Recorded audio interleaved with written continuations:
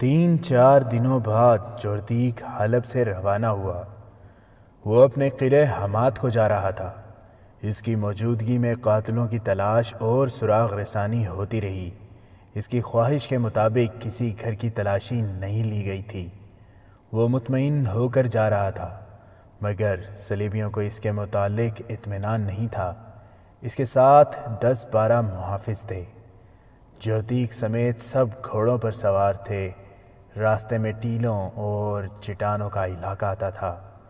جوردیک اس علاقے میں داخل ہوا تو بیک وقت کہیں سے 2 تیر آئے۔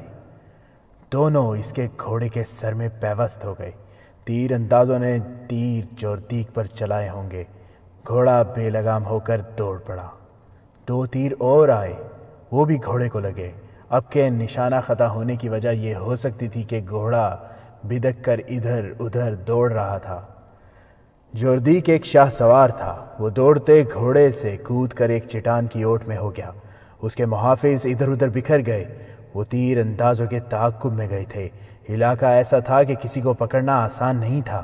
جوردیک سمجھ گیا کہ یہ کرائے کے قاتل ہیں جنہیں صلیبیوں نے اسے قتل کرنے کے لیے بھیجا ہے۔ انہیں یہ شک تھا کہ جوردیک سلطان ایوبی کا دوست ہے۔ وہ جنگجو تھا۔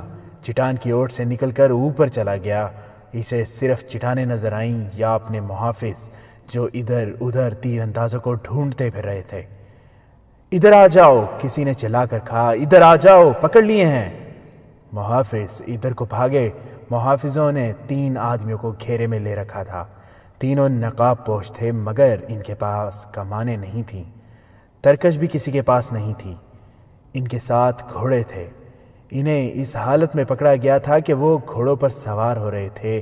تینوں نے چہرے چھپا رکھے تھے۔ ان کی صرف آنکھیں نظر آتی تھیں۔ انہیں پکڑ کر جوردیک کے پاس لے گئے۔ تمہاری کمانیں اور ترکش کہاں ہیں؟ جوردیک نے ان سے پوچھا۔ ہمارے پاس صرف تلواریں ہیں، ایک نے جواب دیا۔ سنو بھائیو، جوردیک نے بڑے تحمل سے کہا، تمہارے 4 تیر خطا ہو گئے۔ تم مجھے قتل نہیں کر سکے۔ تم پکڑے بھی گئے ہو۔ تم ہار گئے ہو۔ اب جھوٹ سے بچو۔ کیسے تیر؟ ایک نے حیرت زدہ ہو کر کہا۔ ہم نے کسی پر تیر نہیں چلائے، ہم مسافر ہیں، ذرا آرام کرنے کے لیے رکے تھے، اب جا رہے تھے کہ ان لوگوں نے پکڑ لیا۔ جوردیک ہنس پڑا اور جواب دینے والے نقاب پوش سے کہنے لگا، میں تمہیں اپنا دشمن نہیں سمجھتا۔ اگر ایسا ہوتا تو اب تک میں تم تینوں کی گردنیں اڑا چکا ہوتا۔ تم کرائے کے قاتل ہو، صرف یہ بتا دو کہ میرے قتل کے لیے تمہیں کس نے بھیجا ہے۔ صاف صاف بتا دو اور جاؤ۔ 2 نقاب پوشوں نے قسمیں کھائیں۔ تیسرا خاموش رہا۔ اپنے آپ کو عذاب میں نہ ڈالو، جوردیک نے کہا۔ کسی کے لیے اپنی جانیں ضائع نہ کرو۔ میں تمہیں کوئی سزا نہیں دوں گا۔ فوراً ہی نقاب پوشوں نے پھر پسو پیش کی۔ ان کے نقاب اتار دو، جوردیک نے اپنے محافظوں سے کہا۔ ان سے تلواریں لے لو۔ 2 نقاب پوشوں نے نیاموں سے تلواریں نکال لیں اور پھرتی سے پیچھے ہٹ گئے۔ تیسرا نقاب پوش ان دونوں کے پیچھے ہو گیا۔ اس کے پاس تلوار نہیں تھی۔ جوردیک نے کہکا لگا کر کہا، کیا تم اتنے سارے محافظوں کا مقابلہ کر سکو گے جبکہ تمہارے تیسرے ساتھی کے پاس تلوار ہی نہیں ہے؟ میں تمہیں ایک اور موقع دیتا ہوں۔ میں نے ابھی اپنے محافظوں کو حکم نہیں دیا کہ وہ تمہاری بوٹیاں اڑا دیں۔ محافظوں نے ان کے گرد گھیرا ڈال لیا تھا۔ اور میں تمہیں آخری بار کہتا ہوں کہ ہم میں سے کسی نے تیر نہیں چلائے، ایک نقاب پوش نے کہا۔ محافظوں کا کمانڈر ان تینوں کے پیچھے کھڑا تھا۔ اسے جانے کس طرح کچھ شک ہوا۔ اس نے اس تیسرے نقاب پوش جس کے پاس تلوار نہیں تھی کا چغا اوپر سے کھینچا تو اس کے سر کا حصہ پیچھے کو ہو گیا۔ اس نے اس کا نقاب بھی نوچ لیا، اور جب چہرہ بے نقاب ہوا تو سب یہ دیکھ کر حیران رہ گئے کہ وہ ایک خوبصورت لڑکی تھی۔ جوردیک نے کہا کہ اسے اس کے پاس لایا جائے۔ دونوں نقاب پوشوں نے حیران کن پھرتی سے پیچھے کو مڑ کر لڑکی کو پکڑنے والے محافظ کے سینے پر تلواریں رکھ دیں۔ ایک نے للکار کر کہا، جب تک ہمیں پوری بات نہیں بتاؤ گے اور ہماری نہیں سنو گے، اس لڑکی کو ہاتھ نہیں لگا سکو گے۔ ہم جانتے ہیں ہمیں تمہارے ہاتھوں مرنا ہے، لیکن ہم ان میں سے آدھے محافظوں کو مار کر مریں گے۔ تمہیں یہ لڑکی زندہ نہیں مل سکتی۔ جوردیک ایک ٹھنڈے مزاج کا آدمی معلوم ہوتا تھا۔ اس نے محافظوں کو پیچھے ہٹا دیا اور نقاب پوشوں سے کہا، تم مجھ سے اور کیا بات سننا چاہتے ہو؟ بات اتنی سی ہے کہ تم کرائے کے قاتل ہو اور یہ لڑکی تمہیں انعام کے طور پر ملی ہے۔ دونوں باتیں غلط ہیں، ایک نقاب پوش نے کہا۔ ایک صلیبی حاکم اور ایک جاسوس صلیبی لڑکی کو قتل کرنا گناہ نہیں۔ یہ ہماری بدقسمتی ہے کہ ہم فرار میں پکڑے گئے ہیں، لیکن ہم خوش ہیں کہ ہم نے اپنا فرض ادا کر دیا ہے۔ یہ لڑکی مسلمان ہے، مظلوم ہے، اسے ہم صلیبیوں کے پنجے سے چھڑا کر لائے ہیں اور دمشق جا رہے ہیں۔ کیا ونڈسر اور صلیبی لڑکی کو تم نے قتل کیا ہے؟ جوردیک نے پوچھا۔ ہاں، ایک نقاب پوش نے جواب دیا، ہم نے ان دونوں کو قتل کیا ہے۔ اور کیا تم نے مجھ پر اس لیے تیر چلائے کہ ہم سلطان صلاح الدین ایوبی کے دشمن ہیں؟ جوردیک نے پوچھا۔ ہم اچھی طرح جانتے ہیں کہ تمہارا نام جوردیک ہے اور تم حمات کے قلعہ دار ہو، نقاب پوش نے کہا، اور ہم یہ بھی جانتے ہیں کہ تم سلطان ایوبی کے دشمن ہو، لیکن تمہیں قتل کرنے کی کوئی ضرورت نہیں۔ اللہ ہمارے ساتھ ہے، اس کی مدد سے ہم بہت جلد تم سے ہتھیار ڈلوا کر تمہیں تمہاری فوج سمیت اپنا قیدی بنا لیں گے۔ سلطان ایوبی حسن بن صبا اور شیخ سنان نہیں، وہ للکار کر لڑا کرتا ہے، چوروں کی طرح قتل نہیں کرایا کرتا۔ ونڈسر اور لڑکی کا قتل ہمارا ذاتی فعل تھا، حالات کا تقاضا تھا کہ وہ قتل کر دیے جائیں، ہم نے قتل کا ارتکاب کیا، یہ سلطان ایوبی کا حکم اور منشا نہیں تھا۔ اس نے جوردیک کے گھوڑے کی طرف دیکھا جو کچھ دور مرا پڑا تھا، 2 تیر اس کی پیشانی میں اور 2 پہلو میں اترے ہوئے تھے۔ نقاب پوش نے کہا، گھوڑے پر سوار ہو جاؤ، ہم دونوں میں سے کسی کو تیر کمان دو، تم گھوڑا دوڑاؤ، جس طرح بھی دوڑا سکتے ہو دوڑاؤ، دائیں بائیں ہوتے جاؤ، ہم دونوں میں سے کوئی ایک گھوڑے پر سوار ہو کر تم پر تیر چلائے گا، اگر پہلا تیر خطا ہو جائے تو تیر انداز کی گردن اڑا دینا۔ یہ تیر ہمارے چلائے ہوئے نہیں تھے جو تمہاری بجائے تمہارے گھوڑے کو لگے۔ تم معمولی سپاہی نہیں لگتے، جوردیک نے کہا، کیا تم سلطان صلاح الدین ایوبی کی فوج کے آدمی ہو؟ اور تم کون ہو؟ نقاب پوش نے کہا، کیا تم صلاح الدین ایوبی کی فوج کے آدمی نہیں ہو؟ کیا تم اسلام کے سپاہی نہیں ہو؟ تم اپنی اصلیت کو بھول گئے ہو، قلعہ داری کے عہدے نے تمہارا دماغ خراب کر دیا ہے، تم نے اس سے زیادہ رتبہ حاصل کرنے کے لیے کافروں سے دوستانہ گانٹھ لیا ہے۔ تم درخت سے ٹوٹی ہوئی وہ ٹہنی ہو جس کی قسمت میں سوکھ کر تنکا تنکا ہو جانا لکھ دیا گیا ہے۔ دوسرے نقاب پوش نے کہا، تم اتنے اہم انسان نہیں ہو کہ سلطان ایوبی تمہارے قتل کی ضرورت محسوس کرے، تم اپنے کیے کی سزا بھگتنے کے لیے زندہ رہو گے، تم مرو گے تو صلیبیوں کے ہاتھوں مرو گے۔ تم حلب شراب پینے اور عیش کرنے گئے تھے، پہلے نقاب پوش نے کہا، تم اس لڑکی کے ناچ سے لطف اندوز ہونے گئے تھے۔ میں مسلمان لڑکی ہوں، لڑکی بولی، مجھے صلیبیوں کی محفلوں میں نچایا گیا اور وہ میرے جسم کے ساتھ کھیلتے رہے۔ ذرا سی دیر کے لیے تصور کرو کہ میں تمہاری بیٹی ہوں، میں نے وہاں مسلمانوں کی بیٹیوں کو ننگا ناچتے دیکھا ہے، تم اتنے بے غیرت ہو گئے ہو کہ اپنی بیٹیوں کی آبرو ریزی بھی تم میں غیرت بیدار نہیں کر سکتی۔ میں صلیبیوں میں 7-8 سال گزار کر آئی ہوں، میں نے ان صلیبی حاکموں کے ساتھ بھی وقت گزارا ہے جنہیں تم نے اپنا دوست بنا کر یہاں بلایا ہے، میں نے ان کی باتیں سنی ہیں، وہ دوستی کا فریب دے کر مسلمانوں کو آپس میں لڑا رہے ہیں۔ جوردیک پر خاموشی طاری ہو گئی تھی، اس کے محافظ حیران تھے کہ اتنا خود سر اور دلیر قلعہ دار ان تینوں کی اتنی سخت باتیں برداشت کر رہا ہے۔ وہ گہری سوچ میں کھو گیا تھا، اسے وہ جھڑپ یاد آ رہی تھی جو اس نے ریمانڈ کے فوجی نمائندے سے اس مسئلے پر کی تھی کہ حلب کے باشندوں کے گھروں کی تلاشی لی جائے۔ اسے یہ خیال آیا کہ اس پر تیر چلانے والے صلیبیوں کے آدمی ہوں گے۔ اس نے نرم سے لہجے میں نقاب پوشوں سے کہا، میں تمہیں اپنے قلعے میں لے جانا چاہتا ہوں، قیدی بنا کر نہیں۔ جوردیک نے یہ کہہ کر سب کو حیران کر دیا، مہمان بنا کر، مجھ پر بھروسہ رکھو، اپنی تلواریں اپنے پاس رکھو۔ سب گھوڑوں پر سوار ہو گئے، جوردیک کا گھوڑا مر چکا تھا، اس نے ایک محافظ کا گھوڑا لے لیا اور یہ قافلہ چل پڑا۔ وہ چٹانی علاقے سے نکلنے والے تھے کہ سرپٹ دوڑتے گھوڑوں کی ٹاپوسنیاں سنائی دیں۔ سب نے اپنے گھوڑوں کو ایڑ لگائیں اور نظر آ گیا کہ 2 گھڑ سوار پوری رفتار سے حلب کی سمت بھاگے جا رہے تھے۔ ان کی کمانیں اور ترکش صاف نظر آ رہے تھے۔ وہ یقیناً یہاں سے بھاگے تھے۔ یہ ہو سکتے ہیں تمہارے قاتل، ایک نقاب پوش نے کہا اور گھوڑے کو ایڑ لگا دی۔ دوسرے نقاب پوش نے بھی گھوڑا دوڑا دیا۔ دونوں نے تلواریں نکال لیں، لڑکی وہیں رہی۔ تمام محافظوں نے گھوڑے تعاقب میں ڈال دیے۔ ان میں سب سے زیادہ تیز گھوڑے نقاب پوشوں کے تھے۔ آگے کچھ علاقہ ریت کے ڈھیریوں کا اور گھاٹیوں کا تھا۔ بھاگنے والے سواروں نے گھوڑے موڑے۔ نقاب پوش تجربہ کار سوار معلوم ہوتے تھے۔ انہوں نے گھوڑوں کا رخ موڑ کر فاصلہ کم کر لیا۔ بھاگنے والوں نے کندھوں سے کمانیں اتار لیں اور ان میں ایک ایک تیر ڈال لیا۔ گھوڑوں کے رخ بدل کر انہوں نے تعاقب کرنے والوں پر تیر چلائے۔ تیر خطا گئے مگر تعاقب میں خطرہ پیدا کر گئے۔ نقاب پوش پہنچ گئے۔ فاصلہ چند گز رہ گیا تو بھاگنے والوں نے تیر چلانے کی کوشش کی مگر نقاب پوشوں نے انہیں مہلت نہ دی۔ ایک نے بھاگنے والے کے گھوڑے کے پچھلے حصے میں تلوار دی، دوسرے نے دوسرے بھاگنے والے پر تلوار کا وار کیا تو اس کا ایک بازو صاف کاٹ دیا۔ دوسرے کا گھوڑا زخمی ہو کر بے لگام ہو گیا تھا۔ اسے محافظوں نے پکڑ لیا۔ انہیں جب جوردیک کے سامنے لے جایا گیا تو اصل صورت واضح ہو گئی۔ نقاب پوشوں نے نقاب اتار دیا اور انہوں نے بتایا کہ وہ سلطان ایوبی کے جاسوس ہیں۔ ان میں ایک خلط تھا اور دوسرا اس کا ساتھی، اور جو بھاگتے ہوئے پکڑے گئے تھے وہ مسلمان ہی تھے لیکن جوردیک کو قتل کرنے آئے تھے۔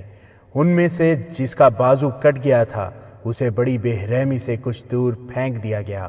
دوسرے سے کہا گیا کہ وہ زندہ واپس جانا چاہتا ہے تو بتا دے کہ اسے کس نے بھیجا تھا ورنہ اس کا بھی بازو کاٹ کر یہیں پھینک دیا جائے گا۔ اس نے بتایا کہ ان دونوں کو ریمانڈ کے فوجی نمائندے نے 2 مسلمان امرا کی موجودگی میں کہا تھا کہ فلاں دن اور فلاں وقت جوردیک حلب سے روانہ ہو رہا ہے اور وہ فلاں وقت چٹانی علاقے میں سے گزرے گا۔ ان دونوں کو بے تحاشا انعام پیش کیا گیا تھا۔ انہیں جوردیک کے قتل کی یہ ترکیب بتائی گئی تھی کہ چٹانی علاقے میں چھپ جائیں اور جوردیک کو تیروں کا نشانہ بنا کر بھاگ آئیں۔ مقررہ وقت پر دونوں اس علاقے میں پہنچ گئے اور گزرنے والے راستے کو دیکھ کر ایک بلند چٹان پر چھپ گئے۔ بہت سے انتظار کے بعد جوردیک آ گیا۔ 2 محافظ گھڑ سوار آگے تھے، ایک اس کے دائیں اور دوسرا بائیں، باقی پیچھے تھے۔ تیر اندازوں نے نشانے تو ٹھیک لیے تھے لیکن پہلو والا محافظ آگے آ جاتا تھا۔ جوردیک اور قریب آیا تو تیر چلاتے وقت آگے والا محافظ آگے آ گیا۔ تیر چلا دیے گئے لیکن نشانہ ذرا نیچے ہو گیا۔ دونوں تیر گھوڑے کی پیشانی میں لگے۔ دوسرے 2 تیر اس لیے خطا ہو گئے کہ گھوڑا 2 تیر کھا کر بدک گیا تھا اور جب تیر چلائے گئے تو وہ بہت زور سے اچھل پڑا تھا۔ اس سے تیر جوردیک کو لگنے کی بجائے گھوڑے کے پہلو میں لگے۔ وہاں چھپنے کی جگہیں بہت تھیں اور موزوں بھی تھیں۔ انہوں نے گھوڑے ایسی ہی ایک جگہ چھپا دیے تھے اور ان کے منہ باندھ دیے تھے تاکہ ہنا نہ سکیں۔ تیر انداز بھاگ کر کہیں چھپ گئے۔ انہوں نے محافظوں کو دیکھا جو بکھر کر انہیں ڈھونڈ رہے تھے۔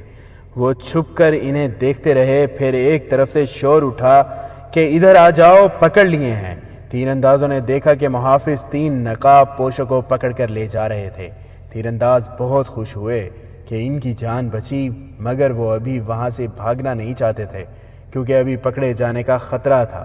ایک محافظ ایک چٹان پر کھڑا رہا، اسے وہاں دیکھ بھال کے لیے کھڑا کیا گیا تھا۔ بہت دیر بعد اس محافظ کو وہاں سے بلایا گیا۔ دونوں تیر انداز اپنے گھوڑوں کے پاس گئے، ان کے منہ کھولے اور سوار ہو کر فرار ہوئے۔ انہیں معلوم نہیں تھا کہ جوردیک اپنے محافظوں کے ساتھ وہاں سے چل پڑا ہے۔ اس تیر انداز کو جوردیک نے اپنے ساتھ لے لیا اور سب حمات کی سمت روانہ ہو گئے۔ دوسرا تیر انداز کٹے ہوئے بازو سے خون بہہ جانے کی وجہ سے تڑپ تڑپ کر مر چکا تھا۔ راستے میں خلط نے اسے حمیرہ کے متعلق ساری بات سنائی اور یہ بھی سنایا کہ اس نے ونڈسر کو کس طرح قتل کیا تھا۔ جوردیک کے لیے حیران کن یہ تھا کہ وہ حلب سے نکل کر کس طرح آئے۔ خلط نے اسے بتایا کہ وہاں ان کا ایک کمانڈر بھی تھا جس کا وہ نام اور حلیہ نہیں بتانا چاہتا تھا۔ اس نے یہ طریقہ اختیار کیا کہ کپڑے وغیرہ لپیٹ کر نوزائیدہ بچے کے قد بت کی شکل بنا دی اور اس پر کفن چڑھا دیا۔ 4-5 جاسوسوں نے ادھر ادھر بتایا کہ فلاں کا بچہ مر گیا ہے۔ کفن میں لپٹے ہوئے کپڑوں کو کمانڈر نے ہاتھوں پر اٹھایا۔ خلت، اس کا ساتھی حمیرہ اور 4-5 آدمی جنازے کی شکل میں ساتھ چل پڑے۔ قبرستان شہر سے باہر تھا۔ وہاں 3 گھوڑے کھڑے تھے۔ یہ گھوڑے ایک ایسا جاسوس لایا تھا جو حلب کی فوج میں تھا۔ یہ چرائے ہوئے گھوڑے تھے۔ جنازہ فوجیوں کے سامنے سے گزرا اور قبرستان میں گیا۔ وہاں قبر کھودی گئی، جنازہ پڑھا گیا۔ خلت، اس کا ساتھی اور حمیرہ گھوڑوں پر سوار ہوئے اور نکل گئے۔ قلعے میں جوردیک کا قافلہ رات کو پہنچا۔ خلت وغیرہ کو اس نے باعزت مہمانوں کی طرح رکھا۔ اس نے خلت سے پوچھا، مجھے اب اپنا دوست سمجھو، مجھے یہ بتاؤ کہ سلطان صلاح الدین ایوبی کیا کر رہا ہے؟ تمہیں ضرور معلوم ہوگا۔ اس نے الصالح کا تعاقب کیوں نہیں کیا تھا؟ میں اگر سلطان کا منصوبہ جانتا بھی ہوں تو آپ کو نہیں بتاؤں گا، خلت نے جواب دیا، اور میں آپ کو یہ بھی نہیں بتاؤں گا کہ میں نے حلب سے کیا کیا معلومات حاصل کی ہیں۔ صلاح الدین ایوبی کے ساتھ میری ذاتی دشمنی تھی، جوردیک نے کہا۔ پھر میں اس کے خلاف ہو گیا۔ اس کی وجہ جو کچھ بھی تھی، میں غلطی پر تھا۔ مجھے اس غلطی کا احساس دشمن نے دلایا ہے۔ میں نے صلیبیوں کی نیت معلوم کر لی ہے۔ ایک طرف وہ میری فوج اور میرے قلعے کو استعمال کرنا چاہتے ہیں، دوسری طرف انہوں نے مجھے قتل کرانے کی کوشش کی۔ مجھے نور الدین زنگی مرحوم اور صلاح الدین ایوبی کی باتیں اور اصول یاد آ گئے ہیں۔ ان کا کہنا ہے کہ یہ جنگ حلال اور صلیب کی ہے۔ یہ کسی عیسائی بادشاہ کی کسی مسلمان بادشاہ کے خلاف جنگ نہیں۔ ایوبی کہا کرتا ہے کہ جب تک دنیا میں ایک بھی مسلمان زندہ ہے، صلیبی اسے ختم کرنے کی کوشش میں لگے رہیں گے۔ غیر مسلم خواہ کسی بھی مذہب کا ہو، مسلمان کا دوست نہیں ہو سکتا۔ غیر مسلم دوستی کا ہاتھ بڑھائیں گے تو اس میں دشمنی کا زہر ملا ہوا ہوگا۔ نور الدین زنگی بھی اسی اصول کا پابند تھا۔ وہ ہمیشہ کہا کرتا تھا کہ جس روز مسلمان کسی غیر مسلم سے دوستی کریں گے، اس روز اسلام کا خاتمہ شروع ہو جائے گا۔ تو کیا آپ صلاح الدین ایوبی کا ساتھ دینے پر آمادہ ہو گئے ہیں؟ خلت نے پوچھا، اور یہ بھی کہا، میں ایک چھوٹا سا آدمی ہوں، معمولی سا سپاہی ہوں۔ مجھے ایسی جرت نہیں کرنی چاہیے کہ ایک قلعہ دار سے یہ پوچھوں کہ وہ کیا سوچ رہا ہے اور اس کے ارادے کیا ہیں، لیکن مسلمان کی حیثیت سے مجھے یہ حق حاصل ہے کہ کوئی مسلمان گمراہ ہو جائے تو اسے اتنا کہہ سکوں کہ تم گمراہ ہو گئے ہو۔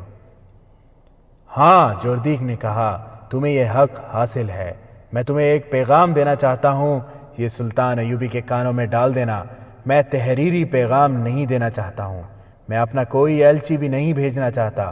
تم ایوبی سے کہنا کہ حماد کے قلعے کو اپنا سمجھو، مگر اپنے کسی معتمد سالار کو بھی پتہ نہ چلنے دینا کہ میں نے یہ پیشکش کی ہے۔ یہ ایک بڑا ہی نازک راز ہے۔ اسے کہنا کہ صلیبی دوستی کے پردے میں ہمارے علاقوں میں قدم جماتے جا رہے ہیں۔ تم سردیوں کے بعد شاید حملہ کرو، مگر یہ خیال رکھنا کہ ادھر سے تم پر پہلے ہی حملہ نہ ہو جائے۔ اگر تم نے پیش قدمی کی تو حماد کے راستے سے آنا، میں انشاءاللہ پرانی دوستی کا حق ادا کروں گا۔ دوسرے دن جوردیک نے خلت، اس کے ساتھی اور حمیرہ کو رخصت کر دیا۔ صلیبی انٹیلیجنس کے کمانڈر ونڈسر کا قتل بے شک اتفاق کیا تھا۔ اس نے سلطان ایوبی کے 2 جاسوسوں کے لیے ایسے حالات پیدا کر دیے تھے کہ وہ ان کے ہاتھوں قتل ہو گیا، لیکن یہ بہت بڑا کارنامہ تھا۔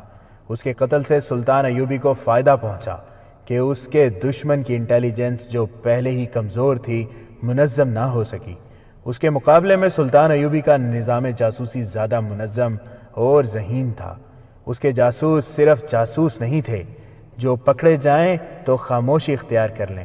اس نے جاسوسوں کو بڑی ہی سخت کمانڈو ٹریننگ دے رکھی تھی تاکہ وہ پکڑے جانے کی صورت میں لڑ کر نکلیں اور جسے قتل کرنا ضروری ہو اسے قتل بھی کریں، اور ان کے جسم اتنے سخت ہوں کہ زیادہ سے زیادہ اذیت، بھوک، پیاس اور تھکن برداشت کر سکیں۔ یہ خوبیاں خلت اور ان کے ساتھیوں میں بھی تھیں۔ انہوں نے نہ صرف صلیبیوں کے اتنے اہم افسر کو مار کر دشمن کو اندھا کر دیا، لیکن جوردیک جیسے سخت مزاج قلعہ دار کے ساتھ ایسی باتیں کی کہ اسے سلطان ایوبی کا حامی بنائے۔ خلت نے سلطان ایوبی کو جب جوردیک کا پیغام دیا تو سلطان کو یوں سکون سا محسوس ہوا جیسے صحرا میں ٹھنڈی ہوا کا ایک جھونکا بھولے بھٹکے سے آ گیا ہو۔ اسے ہر طرف دشمن ہی دشمن نظر آتے تھے، اپنے بھی دشمن، پرائے بھی دشمن۔ جردیک کے پیغام نے اسے سکون تو دیا، لیکن وہ کسی خوش فہمی میں مبتلا نہ ہوا۔ یہ دھوکہ بھی ہو سکتا تھا، لہٰذا اس نے اپنے حملے کے پلان میں کوئی رد و بدل نہ کیا، اتنا ہی پیش نظر رکھا کہ حماد سے حمایت کی توقع ہے۔ اب دشمن کے کیمپ سے جو اطلاعیں آ رہی تھیں ان میں کوئی نئی بات نہیں تھی، وہاں کوئی تبدیلی نہیں آئی تھی۔ وہاں کے کمانڈروں اور مشیروں کو یہی توقع تھی کہ سردیوں میں جنگ کا امکان نہیں۔ ایک اطلاع یہ بھی ملی تھی کہ صلیبی بظاہر سب کے دوست بنے ہوئے ہیں، مگر وہ در پہ دہ بڑے بڑے امراء کو ایک دوسرے کے خلاف اکسا رہے ہیں۔ یہ تو سلطان ایوبی کو معلوم ہی تھا کہ الصالح کے تمام حواری ایک دوسرے کے دشمن ہیں۔ وہ اکٹھے صرف اس لیے ہو گئے تھے کہ سلطان ایوبی کو وہ اپنا مشترکہ دشمن بنا بیٹھے تھے، اور اس دشمنی کی وجہ یہ تھی کہ سلطان ایوبی انہیں عیش و عشرت کی اور من مانی کرنے کی اجازت نہیں دے سکتا تھا۔ انہیں سلطان ایوبی کا یہ مشن بھی اچھا نہیں لگتا تھا کہ سلطنت اسلامیہ کی توسیع اور استحکام کو جنون یا صحیح الفاظ میں ایمان بنا لیا جائے۔ وہ ان حکمرانوں میں سے نہیں تھا جو آرام اور سکون سے حکومت کو عیش کرنے کی خاطر دشمن کو دوست بنا لیا کرتے تھے۔ اسے جنگی نوعیت کی جن معلومات کی ضرورت تھی وہ اس نے حاصل کر لی تھی۔ اس کی فوج سردی میں لڑنے کے لیے تیار ہو گئی تھی۔ اب رات کی ٹریننگ میں کوئی سپاہی بیمار نہیں ہوتا تھا۔ 1174 کا دسمبر شروع ہو چکا تھا۔ سلطان ایوبی نے اپنے فوجی کمانڈروں کی آخری کانفرنس بلائی۔ اس میں مرکزی کمان کے تمام افسر شامل تھے اور دستوں کے کمانڈروں کو بھی بلایا گیا۔ سلطان ایوبی نے انہیں پہلا حکم یہ دیا کہ اس لمحے سے فوج کی نقل و حرکت کے متعلق کوئی بات، وہ کتنی ہی بے ضرر کیوں نہ ہو، باہر کے کسی آدمی کے ساتھ نہیں کی جائے گی۔ جو عسکری اپنے بیوی بچوں کے ساتھ رہتے ہیں وہ گھروں میں بھی کوئی بات نہیں کریں گے۔ فوج کے کوچ کا وقت آ گیا ہے۔ یہ ظاہر کیا جائے گا کہ فوج روزمرہ کی طرح تربیت اور دمشق کے لیے جا رہی ہے۔ ان ہدایات کے بعد اس نے کہا، ہمارے عیش پرست اور ایمان فروش بھائی اسلام کی تاریخ کو اس موڑ پر لے آئے ہیں جہاں تمہارا اپنے ہی عزیزوں کے خلاف لڑنا تم پر فرض ہو گیا ہے۔ کیا کسی نے کبھی یہ بھی سوچا تھا کہ میں اپنے پیر و مرشد نور الدین زنگی مرحوم کے بیٹے کے خلاف لڑوں گا؟ مگر صورت یہ پیدا ہو گئی ہے کہ بیٹے کی ماں بھی مجھ پر لعنت بھیج رہی ہے کہ اس کا مرتد بیٹا ابھی زندہ کیوں ہے۔ میرے رفیقو، تم جس فوج سے لڑنے جا رہے ہو اس میں تمہارے چچا زاد بھائی بھی ہوں گے، مامو زاد اور خالہ زاد بھی ہوں گے۔ مجھے 2 بھائی ایسے بھی اپنی فوج میں نظر آئے ہیں جن کا ایک بھائی ایمان فروشوں کی فوج میں ہے۔ اگر تم خون کے رشتوں کو دل میں جگہ دو گے تو اسلام کے ساتھ جو تمہارا رشتہ ہے وہ ٹوٹتا ہے۔ کوچ سے پہلے تمہیں عہد کرنا ہوگا کہ تم یہ نہیں دیکھو گے کہ تمہارا مد مقابل کون ہے۔ تمہاری نظریں اپنے علم پر رہیں گی۔ دل میں یہ حقیقت بٹھا لو کہ تمہارے سامنے تمہارے کلمہ گو بھائی ہیں، مگر ان کی پیٹھ پر صلیبی ہیں۔ میں اس بھائی کو بھائی نہیں سمجھتا جو اپنے مذہب کے دشمن کو دوست سمجھتا ہے۔ ایک واقعہ نگار کی تحریر سے پتہ چلتا ہے کہ اس لیکچر کے دوران صلاح الدین ایوبی کی آواز بھر آ گئی۔ اس نے خاموش ہو کر سر جھکا لیا۔ یہ دیکھنا کسی کے لیے مشکل نہ تھا کہ اس کی آنکھوں میں آنسو آ گئے تھے۔ وہ کچھ دیر سر جھکا کر خاموش بیٹھا رہا۔ کانفرنس کے شرکا پر سکوت طاری ہو گیا۔ سلطان ایوبی نے سر اٹھایا اور دونوں ہاتھ دعا کے لیے اٹھائے اور آسمان کی طرف منہ کر کے گڑ گڑایا۔ خدائے عزوجل، میں تیرے نام کی خاطر، تیرے رسول صلی اللہ علیہ وسلم کی ناموز کی خاطر اپنے بھائیوں کے خلاف تلوار اٹھا رہا ہوں۔ اگر یہ گناہ ہے تو مجھے بخش دینا میرے خدا، مجھے تیری رہنمائی کی ضرورت ہے، مجھے اشارہ دو، میں گمراہ ہوں، گناہ گار ہوں۔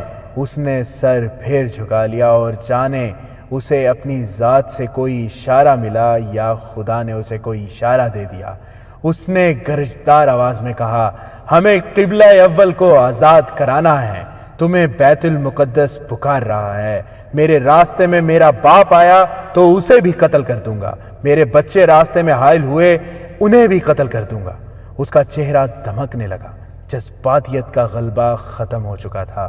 وہ پھر وہی صلاح الدین بن گیا جو صرف حقائق کے متعلق مختصر سی بات کیا کرتا تھا۔ اس نے کمانڈروں کو بتایا کہ 2 روز بعد رات کو کوچ ہوگا۔ اس نے پلان کے مطابق فوجیوں کی جو تقسیم کی تھی وہ سب کو بتائی اور ہر حصے کے کمانڈر کو کوچ کا وقت بتایا۔ ہر اول کے کمانڈر کو ضروری ہدایات دیں۔ چھاپا مار کمانڈو حبشیوں کی تقسیم بتائی۔ پہلوؤں پر جن دستوں کو رکھنا تھا ان کے کمانڈروں کو کوچ کا انداز، راستہ اور وقت بتایا، اور اس نے سب کو یہ بھی بتایا کہ اس کا اپنا ہیڈ کوارٹر گھومتا پھرتا رہے گا۔ اس سے پہلے اس نے مصر کے راستے متحرک رہنے والے چھاپا مار دستے بھیج دیے تھے، اور مسافروں اور خانہ بدوشوں کے بحروپ میں اس نے اپنی انٹیلیجنس کی بہت سی نفری ان علاقوں میں بھیج دی تھی جہاں ریمانڈ کی فوج کے آنے کی توقع تھی۔ رسد کے متعلق اسے کوئی پریشانی نہیں تھی۔ کم و بیش 1 سال تک مصر سے رسد اور کمک منگوانے کی ضرورت نہیں تھی۔ اسلحہ اور جانوروں کا سٹاک بھی اس نے دمشق میں جمع کر لیا تھا۔ اس نے گھڑ سوار چھاپا ماروں کو مصر کے راستے کے ارد گرد کے علاقوں میں اس ہدایت کے ساتھ بھیج دیا تھا کہ ریمانڈ کی فوج ادھر آئے تو اس پر شب خون مارنے ہیں، اور اگر ضرورت محسوس ہو تو فوراً اطلاع دیں کہ تاکہ صلیبیوں کو گھیرے میں لینے کا انتظام کیا جائے۔ 6 یا 7 دسمبر 1174 کی رات کو ہر اول دستے نے دمشق سے کوچ کیا۔ وہ رات بہت ہی سرد تھی، یخ جھکڑ چل رہے تھے جو جسم کو کاٹتے تھے۔ سپاہی اور گھوڑے ان جھکڑوں کے عادی ہو چکے تھے۔ ہر اول کے کمانڈر کو بتا دیا گیا تھا کہ دیکھ بھال کا جیش پہلے روانہ ہو چکا ہے۔ اس کے سپاہی وردی میں نہیں تھے، وہ مسافروں کے بھیس میں گئے تھے۔ سلطان ایوبی نے انہیں یہ ہدایت دی تھی کہ تیز رفتار قاصد پیچھے آ کر ہر اول کے کمانڈر کو آگے کی اطلاعیں دیتے رہیں۔ ہر اول کو حمات کے قلعے تک جانا تھا جہاں قلعہ دار جوہتیک تھا۔ کمانڈر کو سلطان ایوبی نے بتایا تھا کہ حمات کا قلعہ بغیر لڑے ملنے کا امکان ہے، لیکن وہ کسی دھوکے میں نہ آئے۔ وہ قلعے سے موزوں فاصلے پر رک جائے اور دیکھے کہ قلعے والوں کا رویہ کیسا ہے۔ اگر جوہتیک صلح کرنا چاہے تو اسے قلعے سے باہر بلایا جائے اور سلطان ایوبی کے آنے تک اس کے ساتھ کوئی سمجھوتا نہ کیا جائے۔ سلطان ایوبی نے دیواریں توڑنے والے تجربہ کار آدمیوں کی ایک جماعت کو آگے بھیج دیا تھا۔ ہر اول کی روانگی سے 3-4 گھنٹوں بعد 2 زیادہ نفری کے دستے اس طرح روانہ کیے گئے کہ ہر کو ہر اول کے دائیں اور دوسرے کو بائیں رہنا تھا۔ ان کے لیے ہدایت یہ تھی کہ اگر حمات کے قلعے سے ہر اول کا مقابلہ ہو جائے تو یہ دونوں طرف سے آگے بڑھ کر قلعے کا محاصرہ کر لیں اور اس پر اس قدر تیر برسائیں کہ دیوار توڑنے والی جماعت دیوار تک پہنچ جائے۔ ان دونوں حصوں کے درمیان سلطان ایوبی جا رہا تھا۔ ہر اول اور دونوں پہلوؤں کے دستے سلطان ایوبی کی فوج کا چوتھا حصہ تھے۔ اس نے باقی تمام فوج پیچھے رکھی تھی۔ اس نے کم سے کم نفری سے دشمن سے جھڑپ لینے کا پلان بنایا تھا۔ رسد کے لیے اس نے چھاپا مار دستے پھیلا دیے تھے۔ ایسے چھوٹے چھوٹے دستے حمات سے بہت آگے بھی بھیج دیے تھے تاکہ حمات سے کوئی قاصد حلب تک نہ جا سکے، اور اگر کہیں سے کمک آ جائے تو چھاپا مار اسے شب خونوں سے پریشان کرتے رہیں اور پیش قدمی روکے رکھیں۔ اگلا دن گزر گیا۔ رات گہری ہو چکی تھی جب ہر اول کے دستے حمات سے 2-3 میل دور تک پہنچ چکے تھے۔ 9 دسمبر 1174 کی صبح طلوع ہوئی تو قلعے پر کھڑے سنتریوں کو قہر اور دھند میں ایسے سائے سے نظر آئے جیسے بہت سے انسان اور گھوڑے ہوں۔ کوئی قافلہ ہو سکتا تھا۔ جوں جوں سورج اوپر اٹھتا گیا دھند چھٹتی گئی اور سائے نکھرتے رہے۔ سنتریوں نے دیکھا کہ یہ فوج ہے۔ انہیں ابھی یہ معلوم نہیں تھا کہ قلعے کے دائیں اور بائیں بھی فوج موجود ہے جو انہیں نظر نہیں آ سکتی۔ نکارہ بجا دیا گیا۔ ایک کمانڈر دوڑتا اوپر کو آیا۔ اس نے فوج دیکھی تو دوڑتا گیا اور قلعہ دار جوہتیک کو اطلاع دی۔ گھبراؤ نہیں، جوہتیک نے کمانڈر سے کہا، یہ کسی حملہ آور کی فوج نہیں ہو سکتی۔ صلیبی مجھے قتل نہیں کرا سکے، انہوں نے کوئی اور سازش کی ہوگی۔ انہوں نے الصالح سے یہ حکم لے لیا ہوگا کہ حمات کا قلعہ مجھ سے لے کر کسی اور کو دے دیا جائے۔ یہ فوج قلعے کے لیے آئی ہوگی۔ تم باہر جاؤ اور دیکھو کہ یہ کس کا دستہ ہے اور یہ لوگ کیا چاہتے ہیں۔ کمانڈر گھوڑے پر سوار باہر نکلا اور سلطان ایوبی کے ہر اول دستے کی طرف گیا۔ اس نے علم دیکھا تو یہ سلطان ایوبی کا تھا۔ وہ ذرا پیچھے ہی رک گیا۔ ہر اول دستے کا کمانڈر اس تک گیا۔ دونوں نے ایک دوسرے کو پہچان لیا۔ دونوں نور الدین زنگی کی فوج میں اکٹھے رہ چکے تھے۔ ایسا بھی ہونا تھا کہ ہم آپس میں لڑیں گے؟ ہر اول دستے کے کمانڈر نے اس کے ساتھ ہاتھ ملا کر کہا۔ زنگی زندہ تھا تو ہم دوست تھے اور رفیق تھے، وہ مر گیا تو ہم دشمن بن گئے۔ تم کیوں آئے ہو؟ قلعے کے کمانڈر نے پوچھا۔ تم قلعے کو نہیں بچا سکو گے، ہر اول کے کمانڈر نے کہا۔ میں تمہیں مشورہ دیتا ہوں کہ قلعہ دار سے کہو کہ قلعہ ہمارے حوالے کر دے اور خون خرابہ نہ ہونے دے۔ ہم تمہیں زیادہ مہلت نہیں دیں گے۔ تھوڑی دیر میں قلعہ محاصرے میں آ چکا ہوگا۔ تمہاری کمک وغیرہ کے راستے بند کیے جا چکے ہیں۔ ہتھیار ڈال دو۔ قلعے کا کمانڈر کوئی جواب دیے بغیر واپس چلا گیا اور جوردیک کو بتایا کہ صلاح الدین ایوبی نے حملہ کر دیا ہے اور وہ ہتھیار ڈالنے کو کہہ رہے ہیں۔ یہ دستے اس کے ہیں۔ جوردیک نے چلا کر کہا، قلعے سے جھنڈا اتار لو، سفید جھنڈا چڑھا دو، سلطان ایوبی آیا ہے۔ وہ دوڑتا باہر نکلا، گھوڑے پر بیٹھا اور قلعے سے نکل گیا۔ ہر اول دستے کے کمانڈر کے پاس پہنچا۔ سلطان ایوبی بہت پیچھے تھا۔ جوردیک ایک رہنما اور اپنے محافظوں کو ساتھ لے کر سلطان ایوبی کے ہیڈ کوارٹر کی طرف روانہ ہو گیا۔ سلطان ایوبی نے جوردیک کو گلے لگا لیا۔ جوردیک نے اس سے معافی مانگی، کچھ جذباتی باتیں کی اور قلعہ اپنی فوج سمیت سلطان ایوبی کے حوالے کر دیا۔ سلطان ایوبی اپنی مرکزی کمان کے ساتھ قلعے میں داخل ہوا تو اس نے سفید جھنڈے کی جگہ اپنا جھنڈا چڑھانے کا حکم دیا۔ جوردیک نے قلعے میں مقیم فوج کے چھوٹے بڑے کمانڈروں کو سلطان ایوبی کے سامنے بلایا اور کہا کہ تم سے ہتھیار نہیں ڈلوائے گئے، تمہیں کسی نے شکست نہیں دی۔ اپنے سپاہیوں سے بھی کہہ دو کہ اپنے آپ کو شکست خوردہ نہ سمجھیں۔ ہم سب مسلمان ہیں۔ اب ہم صلیبیوں اور ان کے دوستوں کے خلاف لڑیں گے۔ سلطان ایوبی جس مہم پر نکلا تھا اس کی پہلی منزل اسے کسی کاوش کے بغیر مل گئی۔ وہ خدا کے حضور سجدے میں گر گیا۔ اس کے بعد اس نے جوردیک کے ساتھ آگے کا پلان بنانا شروع کر دیا۔ مشکل ایک ہی تھی کہ جوردیک کے دستوں کو سردی میں لڑنے کی مشق نہیں کرائی گئی تھی۔ تاہم اس قلعے کو اڈا بنا لیا گیا۔ جوردیک کے دستوں کو ایسے طریقے سے تقسیم کیا گیا جس سے یہ دشواری ختم ہو گئی کہ وہ سردی میں نہیں لڑ سکیں گے، مگر سپاہیوں کو پتہ چلا تو انہوں نے احتجاج کیا اور مطالبہ کیا کہ وہ سلطان ایوبی کی فوج کے ساتھ آگے جائیں گے اور لڑیں گے۔ آگے حمص کا قلعہ تھا۔ سلطان ایوبی نے کوچ کا وقت ایسا رکھا تھا کہ حمص تک رات کو پہنچا جائے۔ اس نے اسی ہر اول کو آگے بھیجا، لیکن اب کہ اس نے ڈپلائی میں کچھ رد و بدل کر دیا، کیونکہ حمص میں اسے کوئی توقع نہیں تھی کہ قلعہ بغیر لڑے اس کے حوالے کر دیا جائے گا۔ اس نے دیکھ بھال کے لیے ایک پارٹی آگے بھیج دی تھی جس نے راستے میں اطلاع دی تھی کہ قلعے کا محلہ وقوع کیا ہے اور گرد و پیش کے احوال و کوائف کیا ہیں۔ سلطان ایوبی نے چند دستے اس طرف بھیج دیے جدھر سے مدد وغیرہ آنے کی توقع تھی۔ اس نے اپنی رسد حمات کے قلعے میں جمع کر لی اور رسد آگے لے جانے کے راستے کو کئی گشتی پارٹیوں اور چھاپا ماروں کے ذریعے محفوظ کر لیا۔ اس کے ساتھ حمات کا ایک دستہ بھی تھا۔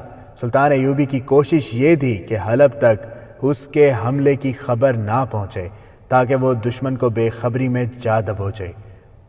اس نے اس کا انتظام کر دیا تھا۔ اپنے آدمی حلب کے راستے پر پھیلا دیے تھے جن کے لیے یہ حکم تھا کہ وہ کسی بھاگے ہوئے فوجی کو یا کسی ایسے غیر فوجی کو جسے یہ معلوم ہو کہ حملہ شروع ہو چکا ہے روک لیں۔ رات گہری ہو چکی تھی۔ قلعہ دار اور اس کے کمانڈر ایک وسیع کمرے میں شراب سے دل بہلا رہے تھے۔ انہوں نے 2 ناچنے والیاں بلا رکھی تھیں۔ کمرے میں طبل و سارنگ اور رقص و سرور کا پر رونق ہنگامہ بپا تھا۔ سپاہی بے فکری کی نیند سو گئے تھے اور جو ڈیوٹی پر تھے وہ سردی سے بچنے کے لیے کسی نہ کسی اوٹ میں کھڑے تھے۔ رات یخ تھی۔ کمانڈروں نے سب کو بتا رکھا تھا کہ سردیوں کے موسم میں جنگ کا کوئی خطرہ نہیں۔ ہم اسی لیے نورالدین زنگی کے مرنے کی دعائیں کرتے تھے کہ اسی دنیا میں جنت دیکھ لیں۔ قلعہ دار نے شراب کا پیالہ اوپر کر کے کہا، اب صلاح الدین ایوبی آیا ہے، خدا اسے بھی جلدی اٹھا لے گا۔ اسے ہم اٹھائیں گے، ایک کمانڈر نے کہا، ذرا موسم کھل جانے دو۔ قلعے کی دیوار پر کھڑے ایک سنتری نے اپنے ساتھی سے کہا، وہ دیکھو آگ جل رہی ہے۔ جلنے دو، اس کے ساتھی نے کہا، کوئی قافلہ ہوگا۔ اتنے میں آگ کے 3-4 گولے ہوا میں بلند ہوئے جو قلعے کی طرف آئے اور ان دونوں سنتریوں کے اوپر سے گزر کر قلعے کے اندر جا گرے۔ ان کے پیچھے اور گولے آئے، یہ شعلوں کے گولے تھے۔ پھر کئی اور گولے آئے، ان میں سے کچھ سامان پر پڑے اور آگ لگ گئی۔ نقارے اور گھڑیال بج اٹھے، قلعہ دار کی محفل میں ادھم بپا ہو گیا۔ سب دوڑتے قلعے کی دیوار پر گئے، ان پر تیروں کا مینہ برسنے لگا۔ دروازے کے سنتریوں نے شور بپا کر دیا کہ دروازہ جل رہا ہے۔ سلطان ایوبی کے حملہ آور دستے نے دروازے پر آتش کی مادہ پھینک کر آگ لگا دی تھی۔ چیخ چلا کر قلعے کے اندر کی فوج کو بیدار کیا گیا۔ قلعے سے بھی مزاحمت شروع ہو گئی، لیکن باہر سے اتنے تیر آ رہے تھے کہ سر اٹھانا محال ہو رہا تھا۔ سلطان ایوبی کی منجنیقوں نے قلعے کو جہنم بنا دیا تھا۔ قلعے کے کماندار چلا چلا کر اپنے سپاہیوں کا حوصلہ بڑھا رہے تھے۔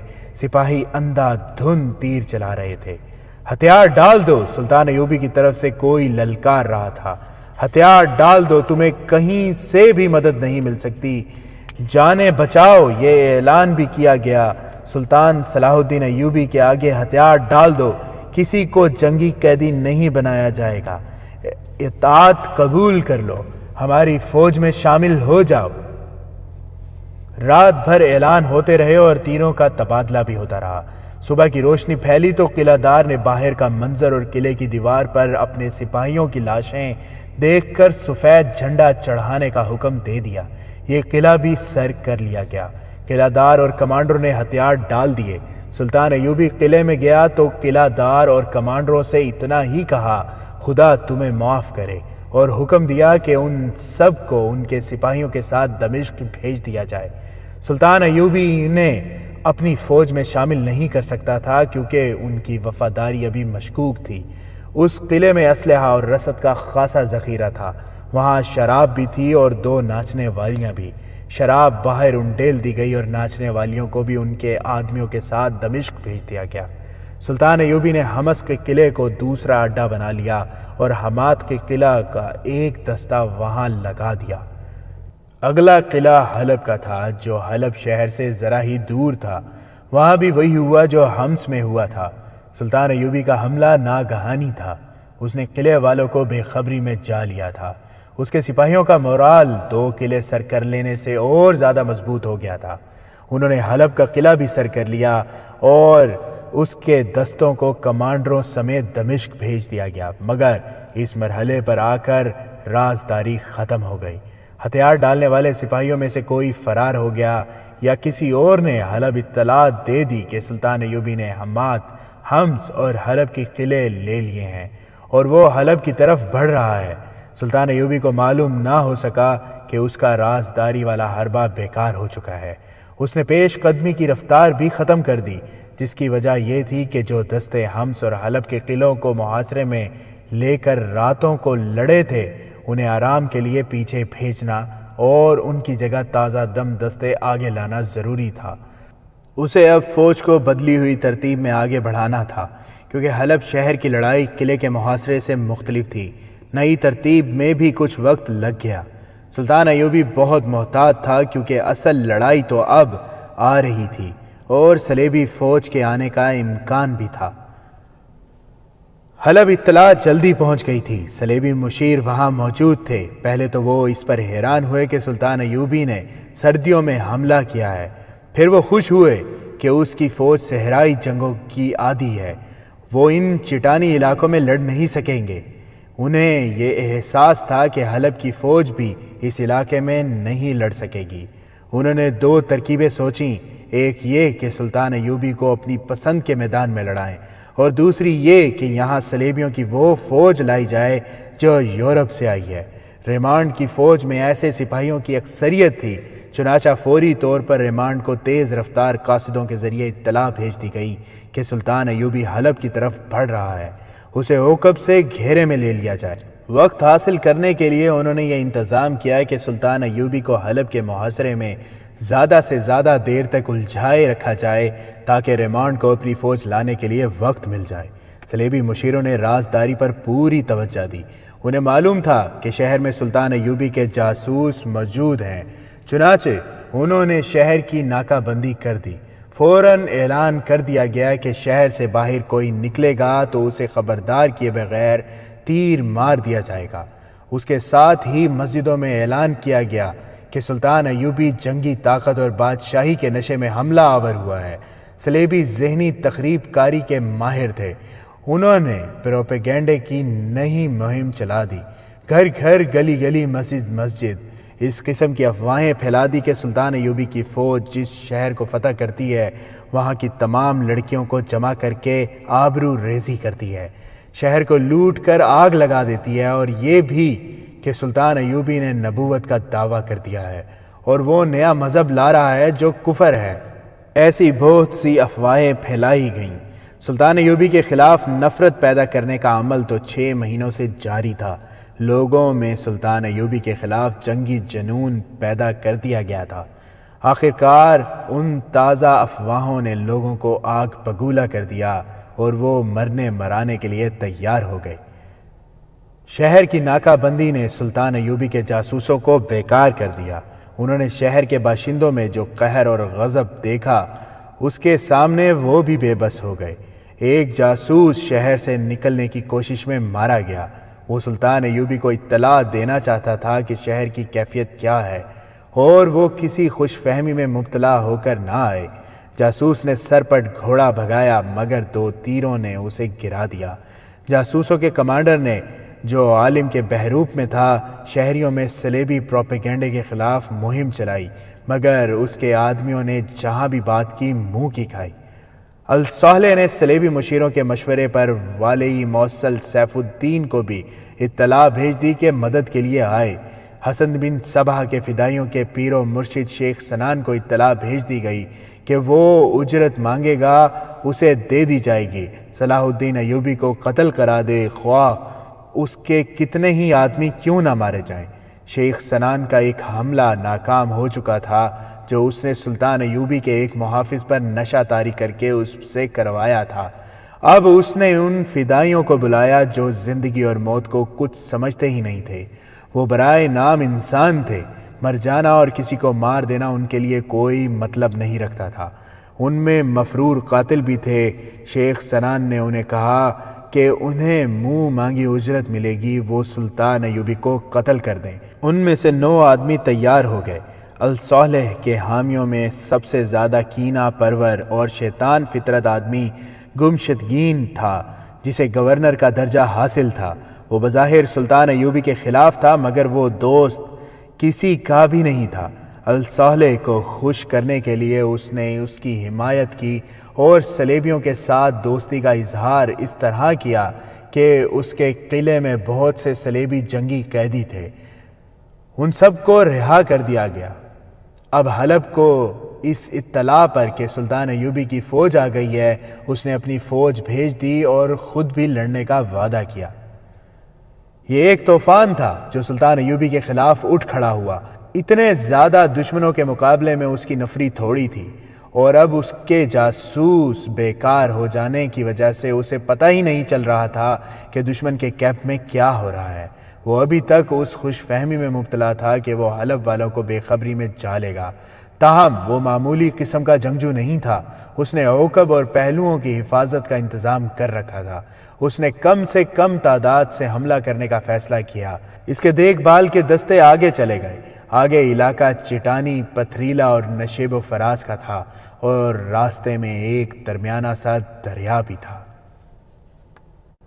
جنوری 1175 کا مہینہ شروع ہو چکا تھا۔ سردی اور زیادہ بڑھ گئی تھی۔ سلطان ایوبی نے فوج کی 1/4 نفری حملے کے لیے منتخب کی۔ محفوظہ میں اس نے زیادہ دستے رکھے۔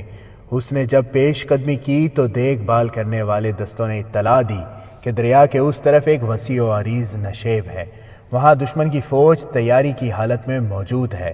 یہی وہ مقام تھا جہاں سے دریا عبور کیا جا سکتا تھا۔ سردیوں کے موسم میں دریا میں پانی گہرا نہیں تھا، اس مقام پر پاٹ پھیل جانے سے پانی اور بھی کم تھا، گھوڑے اور انسان آسانی سے گزر سکتے تھے۔ یہیں دشمن نے اپنی فوج پھیلا رکھی تھی۔ سلطان ایوبی کو بتایا گیا کہ رات کو اس فوج کے چند ایک سنتری بیدار ہوتے ہیں اور دن کے دوران گشتی پارٹیاں ہر طرف گھومتی پھرتی رہتی ہیں۔ اس اطلاع سے شک ہوا کہ حلب والوں کو اس کی آمد کی اطلاع مل گئی ہے اور وہ انہیں بے خبری میں نہیں لے سکے گا۔ اس نے دیکھ بھال کے لیے اس مقام سے دور کے علاقے میں اپنے آدمی بھیجے تاکہ معلوم کیا جا سکے کہ دریا کسی اور جگہ سے عبور کیا جا سکتا ہے یا نہیں۔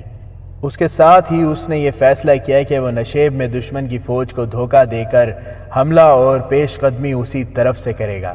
اس نے اسی رات چھاپہ مار روانہ کر دیے۔ اس کا اپنا ہیڈ کوارٹر وہاں سے 5-6 میل دور تھا۔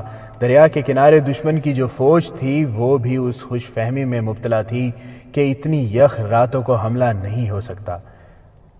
نصف شب کے قریب سپاہی خیموں میں دبکے پڑے تھے۔ کمانڈر بے خبر سو رہے تھے، صرف سنتری جاگ رہے تھے۔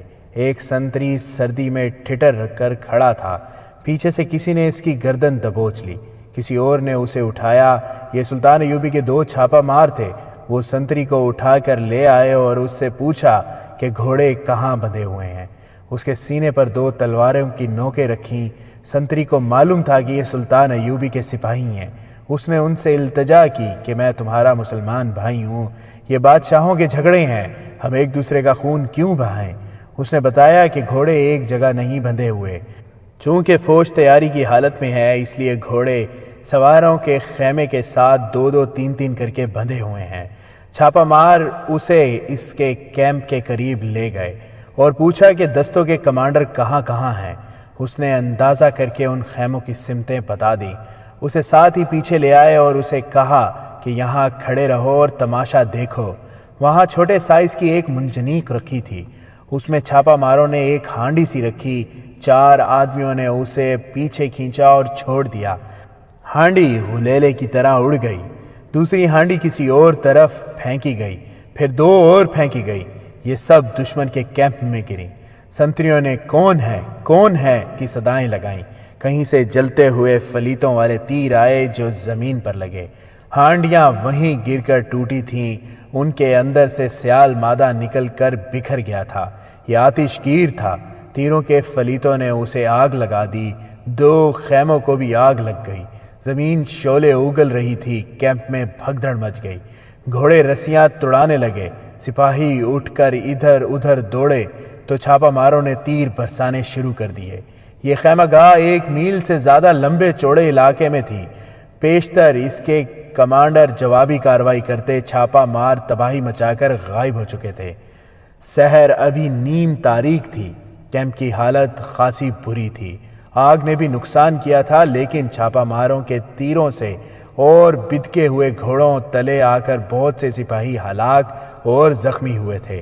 سحر تک انہیں اٹھاتے اور سنبھالتے رہے۔ اچانک ایک طرف سے کسی نے چلا کر کہا، ہوشیار ہوشیار، ایک بار پھر قیامت آ گئی۔ مگر اب کے چھاپہ مار نہیں تھے، یہ سلطان ایوبی کے ایک دستے کا باقاعدہ حملہ تھا۔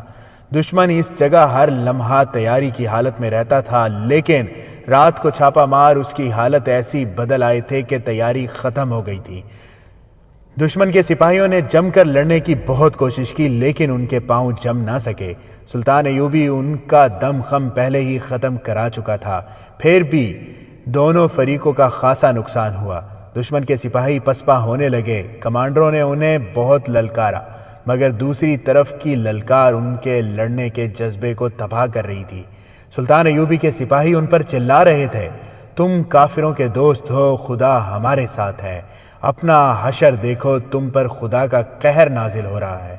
سلطان ایوبی نے اپنی فوج کے نہایت معمولی سے سپاہی کے ذہن میں بھی اتار دیا تھا کہ تم حق پر ہو اور کفار کے دوست مرتد ہیں۔ اس کے مقابلے میں خلیفہ کی فوج کے پاس ایسا کوئی مقصد اور کوئی نعرہ نہیں تھا۔ دشمن کے سپاہی بکھر گئے، بہت سے پسپا ہو کر دریا پار کر گئے اور کچھ ادھر ادھر وادیوں اور نشیبی جگہوں میں جا چھپے۔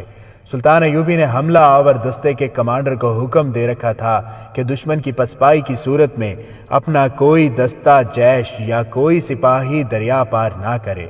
اس نے اس کیمپ پر حملہ کر کے دراصل دشمن کو دھوکہ دیا تھا۔ وہ تعاقب نہیں کرنا چاہتا تھا، وہ آگے کے تفصیلی جائزے اور مشاہدے کے بغیر کبھی پیش قدمی نہیں کرتا تھا۔ وہ دریا کہیں دور سے پار کرنا چاہتا تھا، لیکن دشمن نے یہیں سے اسے راستہ دے دیا تو اس نے یہیں سے دریا پار کرنے کا فیصلہ کر لیا۔ وہ خود آگے گیا۔ اس کے سپاہی ادھر ادھر چھپے ہوئے دشمن کو ڈھونڈ ڈھونڈ کر ختم کر رہے تھے۔ ہتھیار ڈالنے والوں کی تعداد زیادہ تھی۔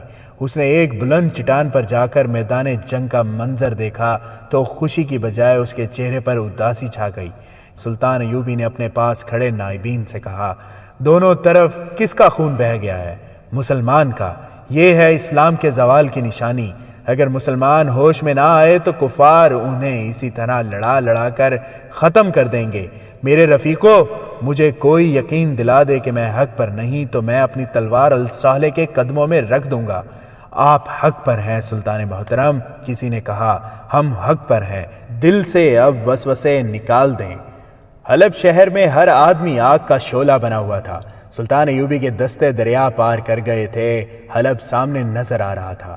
سلطان ایوبی نے شہر کو دیکھا، اس کی وسعت، ساخت اور دفاعی انتظامات دیکھے اور جائزہ لیا کہ محاصرہ کیا جائے یا سیدھا حملہ کر کے شہر کے اندر لڑا جائے۔ اسے ابھی تک معلوم نہیں تھا کہ شہر کے اندر کی جذباتی کیفیت کیا ہے۔ اسے توقع تھی کہ شہری چونکہ مسلمان ہیں اس لیے وہ دونوں مسلمان فوجوں کی جنگ کے خلاف ہوں گے۔ غالباً اسی توقع نے اسے وہ کارروائی کرائی جس نے اسے پریشان کر دیا۔ اس نے نفری سے نیم محاصرے کی ترتیب میں اپنے دستے آگے بڑھائے۔ لڑائی کی ابتدا تیروں کے تبادلے سے ہوئی، لیکن کچھ ہی دیر بعد اس نے محسوس کیا جیسے اس کے دستے پیچھے ہٹ رہے ہیں۔ حلب کے دفاع میں لڑنے والوں کا یہ عالم تھا کہ ایک طرف سے کم و بیش 200 گھڑ سوار نکلے۔ انہوں نے سلطان ایوبی کے ایک دستے کے ایک پہلو پر حملہ کر دیا۔ یہ بڑا ہی تیز اور دلیرانہ حملہ تھا جو پیادہ دستے پر کیا گیا تھا۔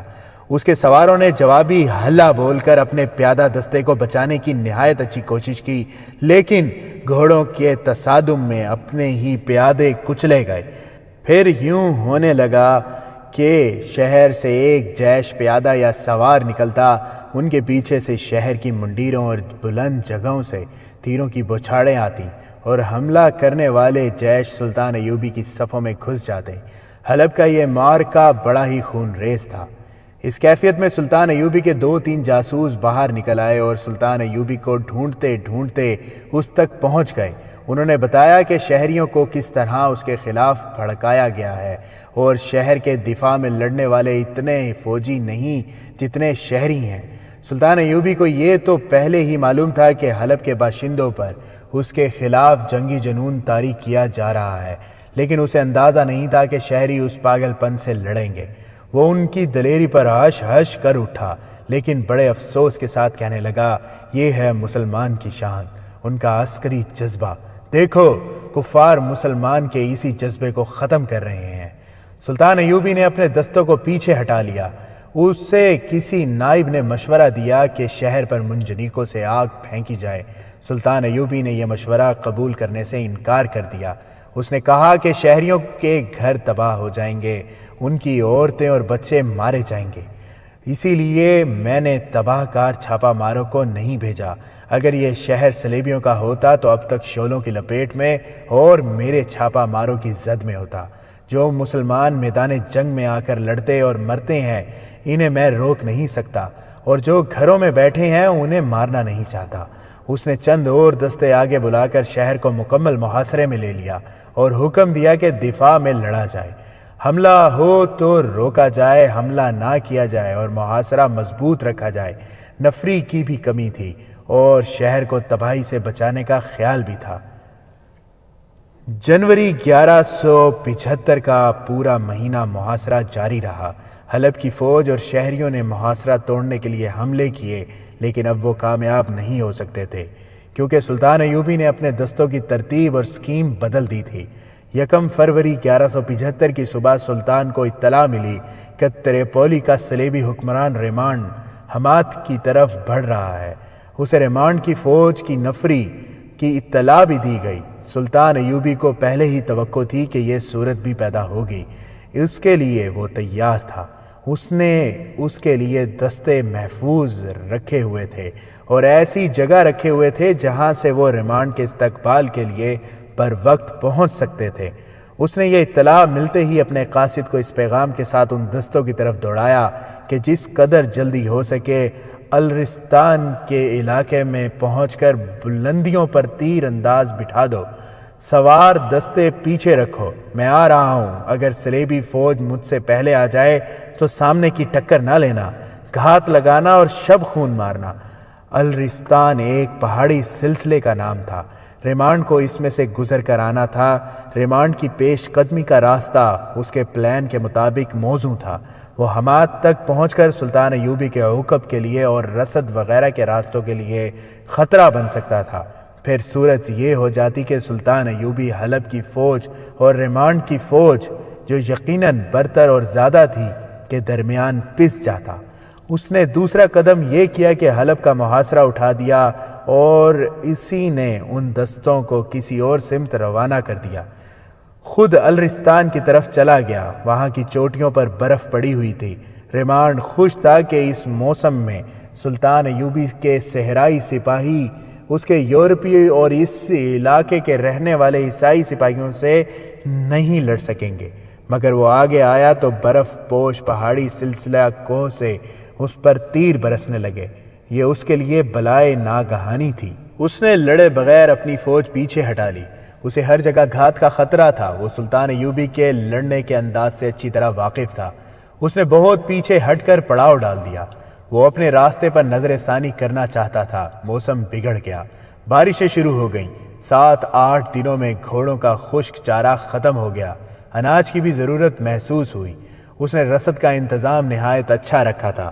وہاں تک اسے باقاعدگی سے رسد پہنچ رہی تھی، مگر کئی دن پیچھے سے نہ رسد آئی نہ کوئی اطلاع۔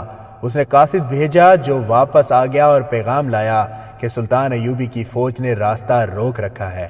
ریمانڈ بہت حیران ہوا کہ سلطان ایوبی اتنی جلدی یہاں کیسے پہنچ گیا۔ اس نے اپنے 2 افسروں کو پیچھے کا جائزہ لینے کے لیے بھیجا۔ یہ 2 افسر 3-4 روز بعد واپس آئے۔ انہوں نے تصدیق کی کہ سلطان ایوبی نے رسد کا راستہ روک لیا ہے اور یہ بھی کہ اس نے حلب کا محاصرہ اٹھا لیا ہے۔ اس کا مطلب یہ ہے کہ ہمارا فرض ادا ہو گیا ہے، ریمانڈ نے کہا۔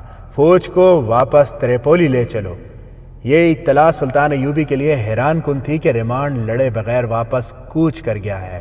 ریمانڈ نے واپسی کا جو راستہ اختیار کیا تھا وہ دشوار گزار تھا، لیکن وہ اس راستے سے نہیں جانا چاہتا تھا جس سے آیا تھا۔ وہ سلطان ایوبی سے لڑنے کا ارادہ ترک کر چکا تھا۔ یورپی مورخوں نے لکھا ہے کہ وہ لڑنا نہیں چاہتا تھا، لیکن حقیقت یہ تھی کہ سلطان ایوبی نے اسے لڑنے کی پوزیشن میں نہیں رہنے دیا تھا۔ وہ اسی سے گھبرا گیا تھا کہ مسلمان فوج اتنی سردی میں ایسی خوبی سے لڑ رہی ہے جیسے صحرا میں لڑتی ہے۔ دوسری وجہ یہ تھی کہ سلطان ایوبی اس کے عقب میں اور رسد کے راستے میں جا بیٹھا تھا۔ تیسری اور سب سے بڑی وجہ کچھ اور تھی جس کا انکشاف بعد میں ہوا۔ وہ دراصل الصالح اور اس کے عمرہ کو دھوکہ دے گیا تھا۔ اس نے بے بہا خزانے کی شکل میں اجرت لے لی تھی۔ اسے اب لڑنے کی ضرورت نہیں تھی کیونکہ اس کا یہ مقصد جو صلیبیوں کا بنیادی مقصد تھا پورا ہو چکا تھا کہ مسلمان آپس میں ٹکرا جائیں۔ صلیبی مسلمان قوم کی فوج کو 2 حصوں میں کاٹ چکے تھے اور ان دونوں حصوں میں جنگ شروع ہو چکی تھی۔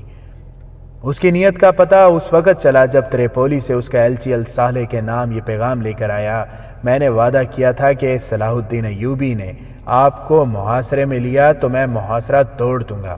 مجھے یوں ہی اطلاع ملی کہ صلاح الدین ایوبی نے حملہ کر دیا ہے، میں فوج کو لے کر آپ کی مدد کو آ گیا۔ صلاح الدین ایوبی نے فوراً حلب کا محاصرہ اٹھا لیا۔ میں نے وعدہ پورا کر دیا ہے، لہٰذا ہمارا وہ فوجی معاہدہ ختم ہو گیا ہے جس کے تحت آپ نے مجھے سونا وغیرہ بھیجا تھا، اور اس کے عوض میں نے آپ کو محاصرے سے بچایا۔ میرے فوجی نمائندے اور مشیروں کو فوراً واپس بھیج دیا جائے۔ حلب والے سر پکڑ کر بیٹھ گئے۔ صلیبی انہیں ڈنک مار گئے تھے۔ دو مورخوں نے لکھا ہے کہ ریمانڈ کو یہ خطرہ بھی نظر آنے لگا تھا کہ سلطان ایوبی اس کے دارالحکومت تریپولی پر حملہ کرے گا، چنانچہ اس نے اپنی راجدھانی کا دفاع مضبوط کرنا شروع کر دیا۔ الصالح ابھی ناتجربہ کار تھا۔ اس کے ایک دو مشیروں نے اسے مشورہ دیا کہ وہ سلطان ایوبی سے صلح کر لے، مگر سیف الدین اور گمشدگین وغیرہ نے اسے مدد کا یقین دلا کر سمجھوتے اور صلح پر آمادہ نہ ہونے دیا۔ انہی میں سے کسی نے اسے بتایا کہ صلاح الدین ایوبی چند روز کا مہمان ہے، 9 فدائی آ چکے ہیں۔ وہ مذہبی پیشواؤں اور صوفیوں کے بحروپ میں صلاح الدین ایوبی کے پاس یہ درخواست لے کے جا رہے ہیں کہ وہ آپس میں نہ لڑیں اور صلح کر لیں۔ سلطان ایوبی ان کے احترام کے لیے انہیں اپنے پاس بٹھائے گا، اکیلے ان کی بات سنے گا اور فدائی اسے نہایت اطمینان سے قتل کر کے نکل جائیں گے۔ انہوں نے الصالح کو یہ خبر سنا کر جھانسا نہیں دیا تھا کہ جس وقت سلطان ایوبی الرستان کے سلسلہ کوہ میں بیٹھا اپنے اگلے حملے کا پلان بنا رہا تھا تو پیشہ ور فدائی قاتل یہ سوچ رہے تھے کہ اسے کہاں قتل کیا جائے۔